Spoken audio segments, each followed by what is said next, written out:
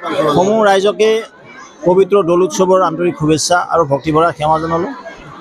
এই দৌল উৎসৱ ভাগিৰ জৰিয়তে সমাজখন একত্ৰিত হওক, ধৰ্মৰ প্ৰতি মজবুত হওক।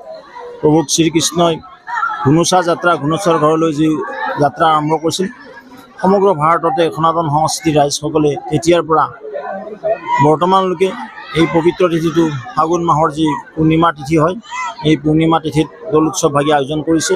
প্ৰভু কৃষ্ণৰ ওচৰত প্ৰাৰ্থনা জনাইছোঁ, সকলোৰে মংগল হওক, সকলো সুখী শান্তিৰে থাকক। আজি আমি বাক্তা কয়াজানিক ২৯তম দৌল উৎসৱ উদযাপন সমিতিৰ শ্ৰদ্ধাৰ ৰাইজৰ মাজত উপস্থিত হৈছোঁ। বৰ সুন্দৰভাৱে ইয়াত তেখেতসকলে এই উৎসৱ ভাগি আয়োজন কৰিছে। আশা কৰিছোঁ ইয়াৰ জৰিয়তে সমাজখন একত্ৰিত হওক, ধৰ্মৰ প্ৰতি মজবুত হওক। বিপিএফ আৰু কংগ্ৰেছক কিমান ভোটৰ ব্যৱধানত পৰাজিত কৰাৰ লক্ষ্য বিশেষকৈ চাওক, আমি এতিয়া নমিনেশ্যন দিয়াই নাই। নমিনেশ্যন দিয়াৰ পিছতে একচুৱেল পিকচাৰখন আমি দেখিবলৈ পাম, কিন্তু আমাৰ লগত কাৰো কণ্টেষ্ট নহয়। আমাৰ প্ৰাৰ্থী বিপুল ভোটত দৰং ওদালগুৰি সমষ্টিৰ পৰা নিৰ্বাচিত হ'ব। কংগ্ৰেছ বা বিপিএফ কোনো আপোনালোকৰ ঢুকিয়ে নাপাব।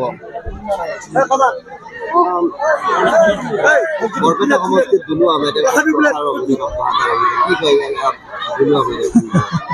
এইবিলাক একো নকওঁ মই।